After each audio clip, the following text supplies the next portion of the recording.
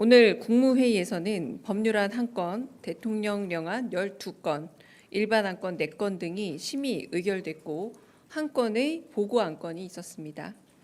특히 이재명 대통령의 공약이자 국정과제였던 2025년 만 5세 무상교육 보육을 지원하기 위해 교육부 예산 1,289억 원을 일반 회계 목적 예비비에서 지출하는 안건도 통과됐습니다.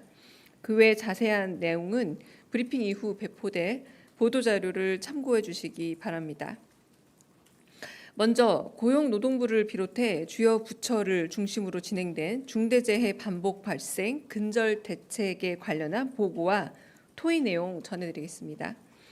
김영훈 고용노동부 장관은 사망사고가 발생할 경우 형사처벌과 함께 징벌적 손해배상, 공공입찰 참여 제한, 영업정지 등의 경제적인 제재 병행을 검토하겠다며 일터 민주주의를 제안했습니다.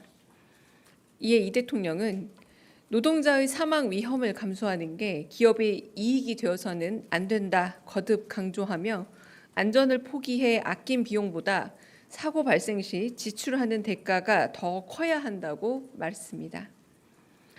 법무부 정성호 장관이 산업재해 사망사고 근절을 위한 전담검사 체제를 제안하자 이재명 대통령은 산재사고를 전담해 지휘하는 수사단 체계 검토를 지시했습니다. 안전조치 미비 기업을 상대로 ESG 평가 방안 변경을 통해 투자와 대출에 경제적인 제재를 주는 방안을 제시한 금융위에 대해 효과가 기대된다고 격려했습니다.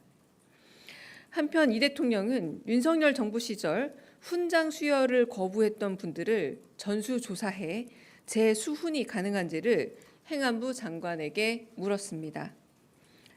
또한 예산 편성 시기가 다가온다며 정부 부처는 국민의 세금으로 시혜를 베푸는 게 아니라 국민을 대신해 계획을 세우고 집행, 배분하는 곳이라면서 예산 편성 과정에 국민 소외가 발생해서는 안 된다고 강조했습니다. 국민들의 의견을 충분히 진지하게 듣고 설득하고 논의해야 신뢰가 더 단단해진다면서 진지한 접근과 경청이 필요하다 말했습니다. 문체부의 정부 광고 현황을 보고받은 이 대통령은 정부 광고 대상 매체의 효율성을 제고해야 할 때라면서 광고 매체를 시대에 맞게 재구성할 필요성을 검토해달라 요청했습니다. 한편 산사태 산불 원인 진단과 산림관리 개선 방안에 있어 벌채, 조림, 임도 설치 등 산림사업의 주요 쟁점에서 완전히 상반된 2가지 의견이 공존하는 것에 대해 의구심을 표현한 이재명 대통령은 과학적 검증 결과를 토대로 경제성과 의의를 재평가해 차후 보고해달라 지시했습니다. 오늘 국무회의는 도시락 오찬을 곁들여 예정 시간을 훌쩍 넘겨 3시간가량 진행됐습니다. 국무회의를 마무리하며 이 대통령은 산업재해가 거듭 발생할 경우 해당 기업은 회생이 어려울 만큼 강한 엄벌과 제재를 받아야 한다고 다시금 강조했습니다.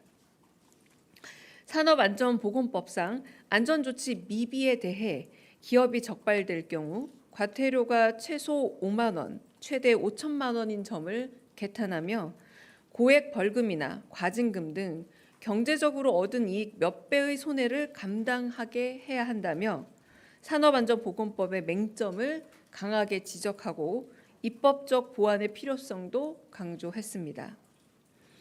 끝으로 이 대통령은 현장에 가장 가깝고 생각이 신선한 하급 공무원들이 입을 열어야 새로운 생각과 정보가 많이 수집된다면서 공무원사의 변화를 당부했습니다.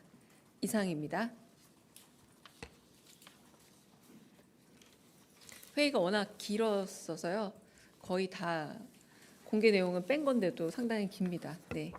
질문 있으면 받겠습니다. 네.